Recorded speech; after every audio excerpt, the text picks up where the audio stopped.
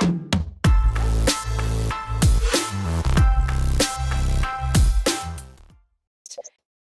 everybody, I'm Lauren, our editorial manager here at Yext, and excited to be here diving into how AI is reshaping search as we know it.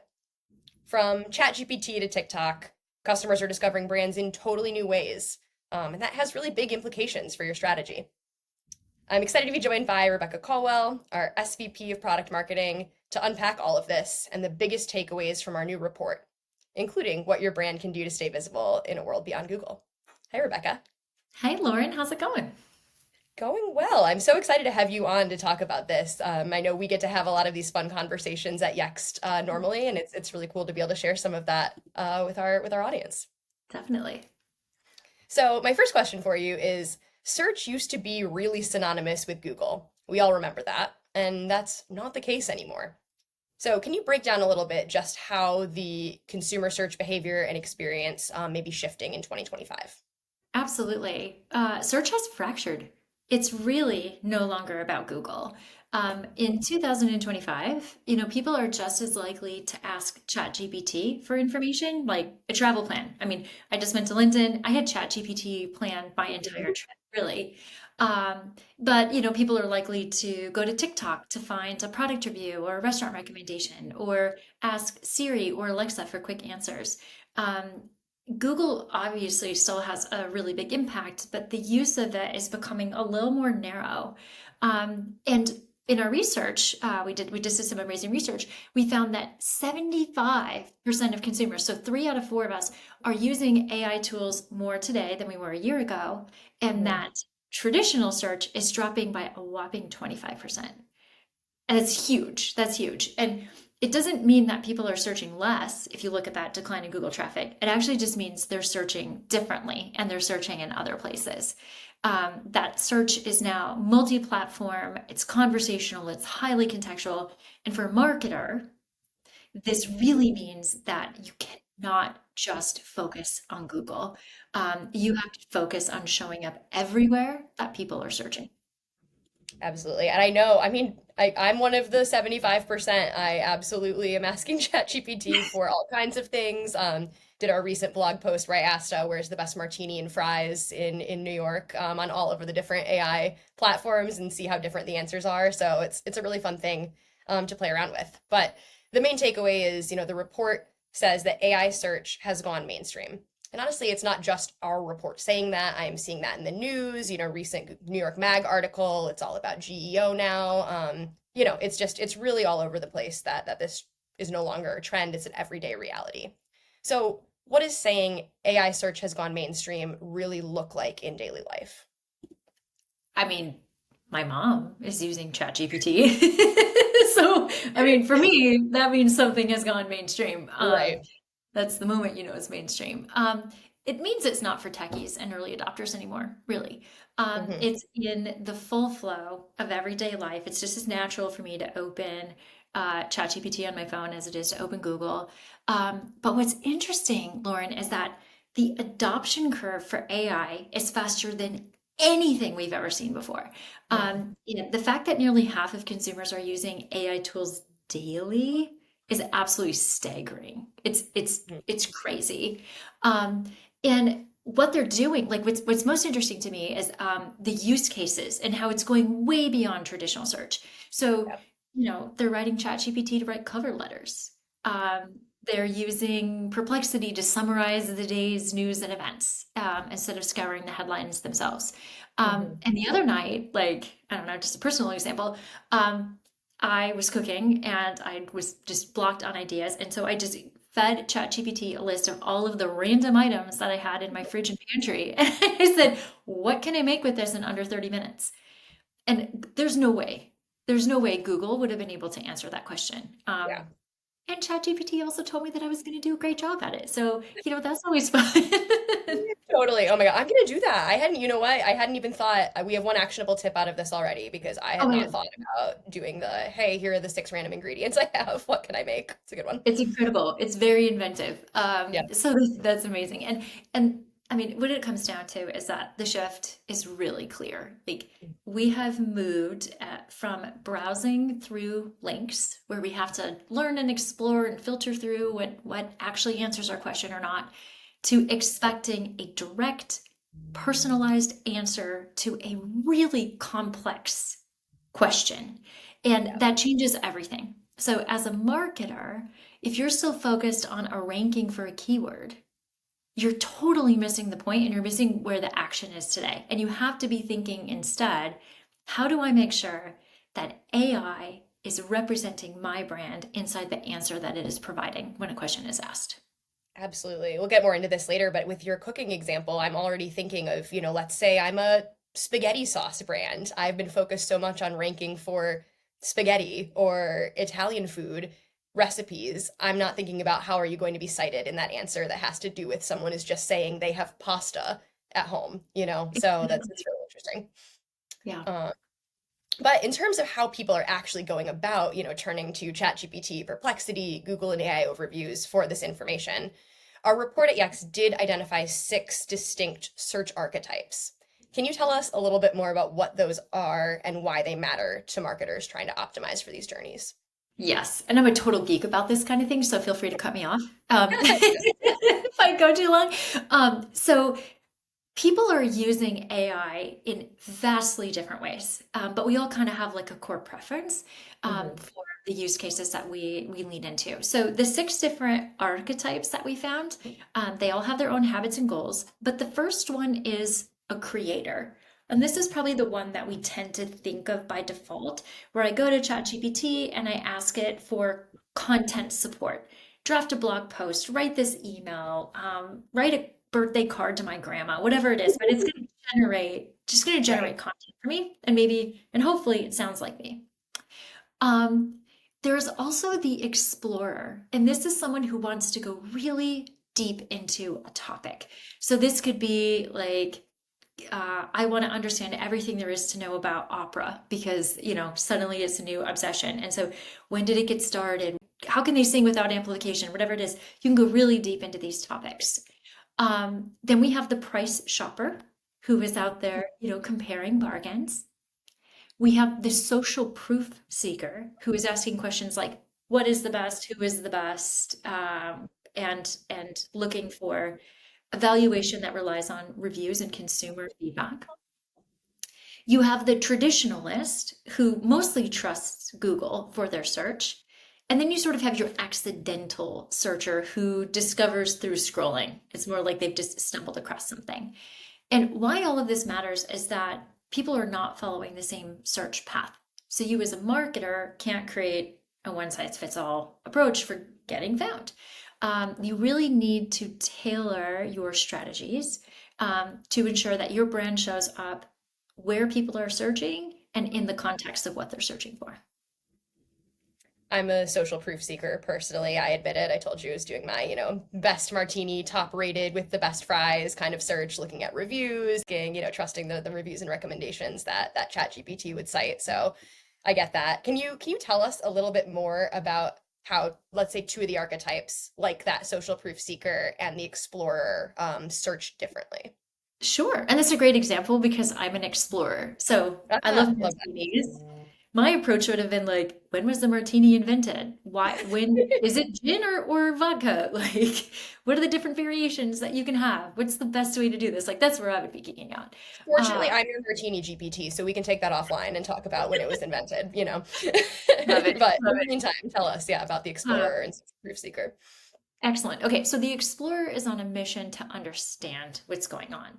So they're curious, they're context driven, and they're willing to spend the time to go really deep. So think about someone who's getting their first home loan. They're not searching for a mortgage broker, not yet.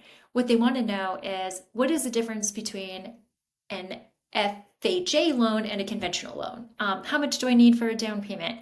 What credit score do I need? How much can I afford? Mhm. And maybe like creative financing options, right? So they're gonna read everything they can, blog posts, calculators, checklists. This is, as a marketer, what you need to be providing to those sorts of explorer archetypes. Um, if you're not, you're gonna miss that person entirely. Now, if you are searching, you're a social proof searcher, you already know that you need a broker, and now you're looking for the person that you can trust. And Hmm. so with that, you're likely to Google their name, check them out on Zillow, Google Maps, see if they're active on social media. You're going to want to see 5-star ratings, customer testimonials, like people like you who have rated that experience.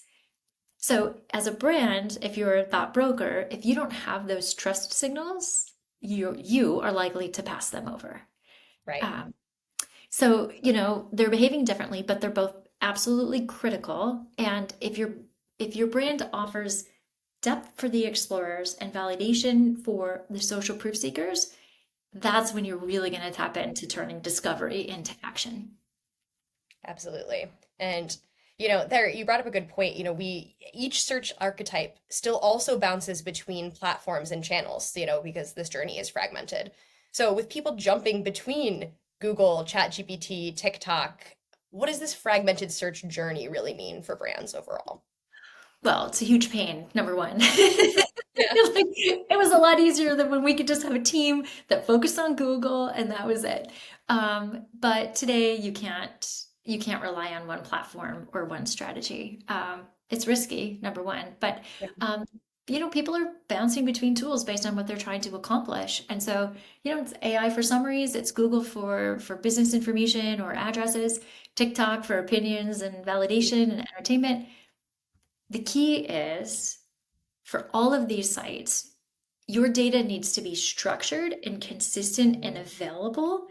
Otherwise, you will be invisible in those key moments. And so the brands that win today are the ones that show up everywhere, and they show up accurately.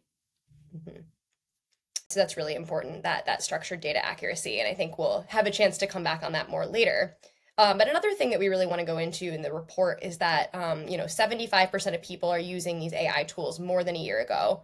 But it's the truth that many of them don't still 100% trust the answers that they're getting there. So what's behind that trust gap? And then maybe where does that data story come into that again? Yeah, that's a great question. I'm old enough to remember when Wikipedia was still a thing, a new thing, and none of us trusted that either, right? It was like, you can't use this for your school report. So I think there's an inherent thing about something being new, and it's just going to take a while for mainstream to fully trust it. But I have seen remarkable adoption of AI, and I'm shocked at how quickly people have placed their trust in the results that are coming out of these LLMs. Hmm. Um, but across the board, no matter where you're searching, whether that's Google, TikTok, Perplexity, trust breaks down when the answer is wrong. I mean, Hmm. that's the key point, right? And so there are three like friction points where this happens. The first is that AI is not great with local queries just yet, or something that's Yeah. just like a little too nuanced. So I live in Portland. I'll ask it a question like, "What's really great near me?" Like in Northeast, and it might give me a recommendation for a place that's 3 or 4 miles away. Right. And so, it's just not quite great at that yet. It rarely cites sources that users can verify unless you directly ask, and it sometimes will skip trustworthy businesses entirely. Mhm. And the reason for all three of those things is that AI is not Google. It it doesn't just reflect what's online and what's ranking. It filters it. Mhm. So if your brand information is messy, if you've got conflicting addresses in different places or conflicting descriptions of your company, it may think you are untrustworthy and decline to put you in those results. So fixing that is the fastest way to close the gap. I want to go a little bit further into that local pain point though, because it does really seem like that may be the pain point for AI that we're running across the most right now. So what did the research find, and what can brands do about that right now? Yeah, the research finds that AI is falling short on local right now. I mean, it's moving quickly, so I think that'll change. But Yeah. only 19% of people are trusting AI for local searches. Um, that's compared to 45% that trust Google and Google Maps. That's a big delta, but it's a big opportunity as well. So The thing is, if you're a multi-location brand, accuracy can be your competitive weapon. Like this delta is an opportunity to insert yourself in there. So make sure that your hours, your services, your locations, that it's all up to date, that it's Hmm. verified and it's structured. And that is what is going to give AI the confidence to include you in your brand. And then it's going to give consumers the confidence to choose you. Yeah, I love that. That's such an important piece. And I know as marketers, we're all looking for that little competitive edge, right? And it's honestly, it's the AI can feel like a big scary world, but it's nice to hear that something that concrete, if you are doing those things, that there really is a chance for a competitive edge. So yeah, to keep going with that, get a little bit more tactical for all the marketers watching this. What is something that they can or should check today about their AI search visibility? Well, the first thing you should do is determine if you're actually showing up in AI search. Hmm. Uh, the answer is no, or you're not sure. That's a red flag. Now, here's the hard part. Unlike going to a browser and putting yourself like in, incognito mode and doing a search to see what an average person would see, AI works very differently. Search results are very personalized. AI has memory, so it remembers that you like martinis and fries and you live in New York, and it knows that I live in Portland and I mostly bike around, and so I want things that are within a mile or two. Hmm. Uh, so even if I were to personally go and check to see the brand visibility for a specific business, you and I are going to get very different answers. Right. So what you need is a tool that can audit your presence accurately, and then give you recommendations for how to fix that. So a tool like Yext Scout, can help you audit your presence on both traditional and AI search, and it can do it at the hyperlocal level. So you can see for every single location that you have, are you showing up? How are you showing up? And what is the sentiment of that search? And what that tells you, or what that allows you to do, is first and foremost, identify your gaps. So, where do I need to focus? Where do things look like they're going okay? Um, Hmm. and you can start to get to work to fix or close any of those gaps. Yeah, that's great. Obviously, I'm biased in terms of Yext Scout, but you can't win what you can't see, and we're all dealing with that. And so having that visibility is a really, really important first step, and then knowing where the gaps are. So yeah, to go further into that, what are some quick actions brands can take to stay competitive in AI-powered discovery? What are things they can do right now? Yeah. Well, the first one we just talked about, like you have to measure your visibility. Like you said, you can't fix what you can't see. Right. So understand where you stack up. And then the results of that audit are going to help you determine your next move. So across the board, your next move should be to structure and verify your business data. So this is making sure that you are accurate and consistent everywhere, especially with respect to locations, hours, and services. This ensures that AI gets consistent answers and gives accurate results. Hmm. Um, the third, for especially for people who search like you, is to keep your reviews fresh. And I know we've talked a bit about reputation management. This is so, so important. Um, but it's not enough to have, you know, 1,000 or 100 really great reviews. You need a steady stream of fresh reviews, because if that stops, it's a signal to Google and others that people aren't visiting your business anymore. So you've got to keep that like constant drumbeat of high quality fresh reviews. Hmm. Uh, you also, to the archetypes that we were talking about, you really need to think about how your content is structured for those different folks. So guides and documents that help explorers like me totally geek out, short form testimonials for social proof seekers, and then all of the other things in between, price comparison guides for your comparison shoppers, and then of course, just accuracy, accuracy, accuracy. We talked about that, but I'm just going to Yeah. mention it again because it's just super important.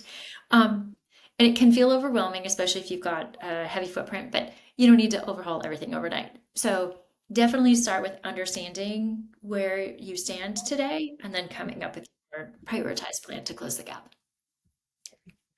And in your mind, what's the biggest takeaway from this report for the future of search?